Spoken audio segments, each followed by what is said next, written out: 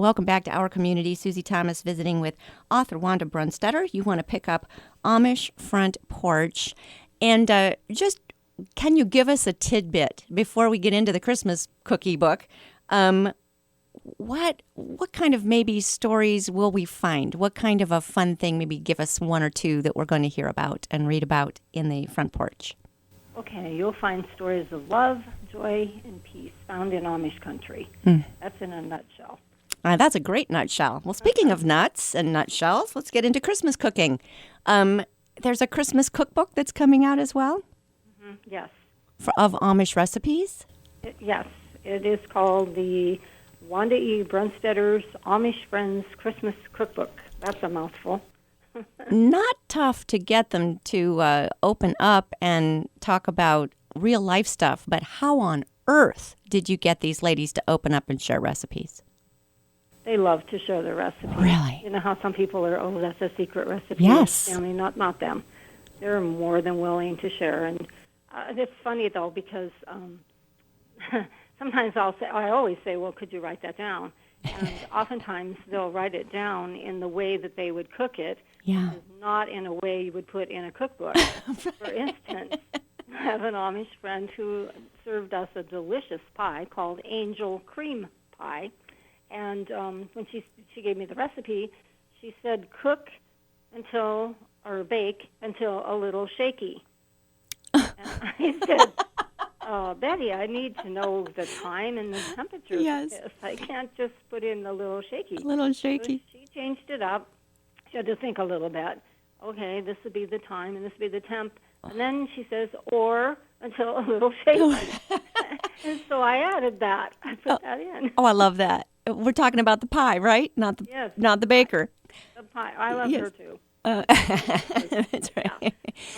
Well, how on earth do you transform it? Because if you're talking about baking in something that you don't turn it to 350 or 400 degrees, they have to guess, or how do you do that? Well, they have stoves like we do, but they're usually propane. Okay. By propane.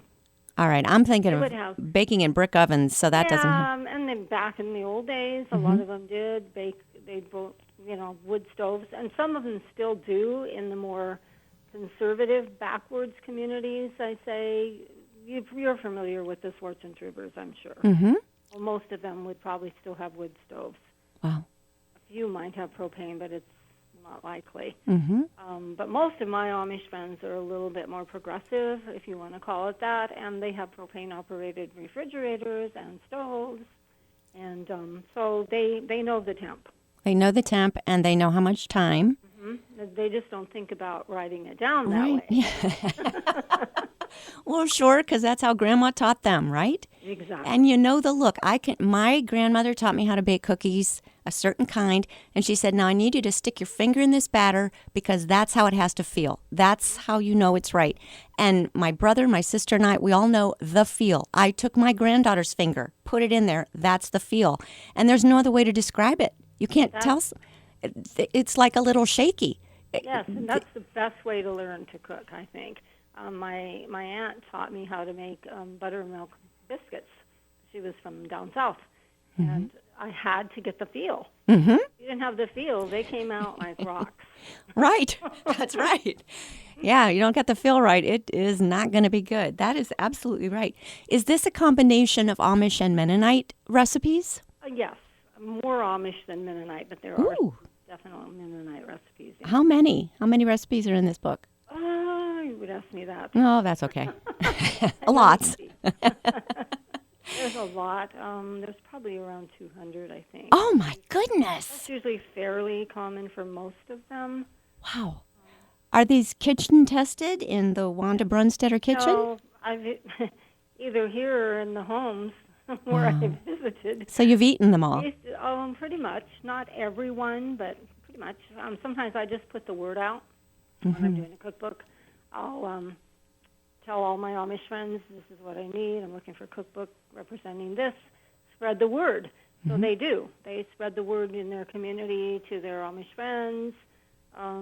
Occasionally, we've put ads in the budget. I'm sure you're familiar with the budget. Mm-hmm. We'll get some that way if we don't think we have quite enough that come in.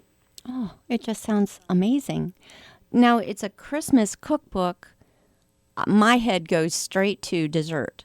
But is this every course during a Christmas meal? Yes, I mean, well, and it's just whatever they like to serve during the holiday. Mm-hmm. It could be 2 or 3 days before the holiday while they're cleaning house. You know what I mean? It's not necessarily, okay, this is what we have for Christmas dinner. It's what they have during the holiday season. So they're not ordering pizza like the rest of us while they're decorating the tree. A couple of them, I've seen them do that. Okay. But That's normally, relieving. no. Yeah, but a lot of these are recipes that they would actually put on the table on Christmas Day. Now, one of my favorites in this cookbook is haystack, and they're not likely to serve that on Christmas Day, but they might serve it Christmas Eve or another day. They have big families, so they have to get around to see everybody. They can't all get together at Grandma's.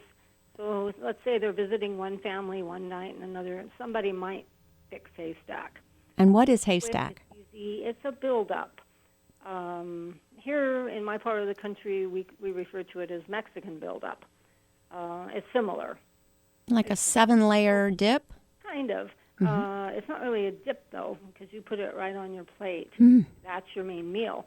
Because it consists of like cooked rice, crushed saltine crackers, crushed corn chips, lettuce, chopped up, tomatoes.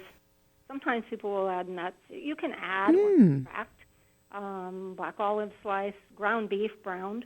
So it's a whole meal. And then there's usually either salsa or they'll put some kind of a spaghetti sauce out, and they'll have like cans of cheddar soup sometimes. It just depends on what each family likes, but they're all very similar and yummy. I love that you're breaking down stereotypes because that really sounds like almost like a taco salad bar that you put together. Yes.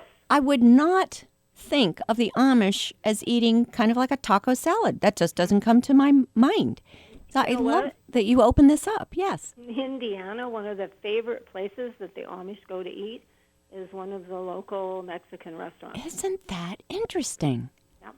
Because it's a completely different style of cooking, I would think. Exactly. So tell us all, like if there, let's say we are going to an Amish home now for Christmas, tell us what is the spread at Christmas time? What will we find on that table? Well, it's not that different than what we would have. They might have ham or they might have turkey. They'll have some Jell-O salads, vegetables, and of course bread or rolls. That's big with the Amish to serve bread with the meal. So it's really, like I say, not that different than what we would eat. It's just that they have different recipes for different things. Oh, they have a way of making it so much better than I normally would. Tropical apple salad. That Ooh. is yummy. Christmas crunch salad. What's I that? like that one. It's got broccoli and cauliflower chopped up, and mayo and sour cream, onion, tomato, vinegar, salt and pepper, a little bit of sugar. And it's really a good one. I like that. All right, so let's get to the desserts. What kind of cookies? What kind of pie? There's, of course, looking here really quick here to make sure I'm not missing out on anything exceptional. I know, we don't want anything to be missed out on. I think I just passed the Christmas goodies. That just sounds so wonderful. And of course, that's something that some people are starting like right now to bake and freeze. Here's a pumpkin cinnamon roll. That's really yummy. Of course, that one takes time because there's yeast, and so you have to roll it and all of the good stuff that you do when you're working with yeast. That sounds they even wonderful. have a section of breakfast foods that they might have, like say Christmas morning or Christmas Eve day. Apple pancakes, apricot, coconut French toast. That sounds kind of exotic. Oh my! Apple coconut French toast. Yep. Yeah. Okay. You're making me so hungry. This There's is just a seafoam candy, never fail caramels. So they make a lot of stuff ahead of time. Here's layered crisp oatmeal chip cookie mix in a jar. Ooh. Often give that away as a gift to Sure. someone, and then they can go home and make it up. Well, that's a terrific idea. I think what any of us could do now is pick up this cookbook, start making some of these things, and then there you go. Make a batch, and there is Christmas presents to the mailman and friends and teachers, and what a perfect thing. That's exactly what they do. And then they can have a lot of snack stuff. Yes. Like trail mix and that kind of thing that they make from scratch. How do we get this cookbook, this wonderful cookbook, Wanda? You should be able to find it in local bookstores, and it's also online at Amazon, Barnes & Noble, ChristianBook.com, or BarberBooks.com. Give us the entire real name, because I've just been calling it the Christmas Cookbook. It is Wanda E. Brunstetter's Amish Friends Christmas Cookbook. But if you just type in Amish Friends Christmas Cookbook, if you Google that, I'm pretty sure it would come right up. So fun. So the reaction of your Amish friends to being in a cookbook, what do they think? They love it, and if they contribute, they usually get a free cookbook. So there's motivation there. Well, awesome. Believe it or not, they actually do. Some of them collect cookbooks from other areas. So they're always happy to get a new cookbook. And again, a wonderful gift. Wonderful something to give to somebody. A foodie friend this would be a great addition to any foodie friends, their collection of cookbooks. This would be awesome. So here's a couple of books that we want to pick up. We want to pick up Wanda E. Brunstetter's Amish Friends Christmas Cookbook, and we also want to get the Amish Front Porch. Wanda, how fulfilling is it for you to be able to be living your dream life, really? It is. From the time I was a teenager, I found that I was interested in the Amish way of life. My parents made a trip to Lancaster, and when they came back and told me about it, I was just drawn. And then when I found out my great-great-grandparents were part of the Anabaptist faith, I felt like it's in my blood, and it's just being friends with the Amish alone is life-fulfilling, but writing is something I wanted to do from the time I was in second grade, and my school teacher said I had a talent for writing. And sometimes I have to pinch myself. Is this really me? Is this really happening? But I love it. It's a lot of hard work. You can ask my granddaughter and my daughter-in-law. They go, this is a lot of work. And it is a lot of work, but it's a fulfilling work, and I love it. I would be lost without it.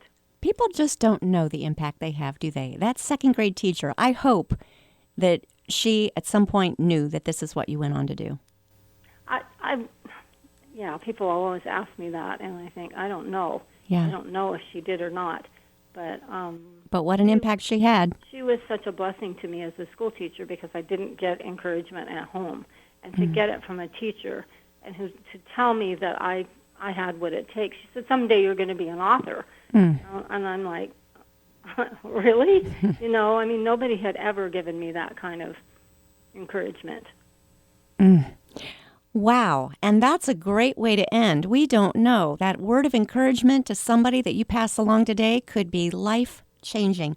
Wanda Brunstetter, thank you so much for your time today, and thanks for all you do in our community. Well, thank you for having me. It's been my pleasure to be here.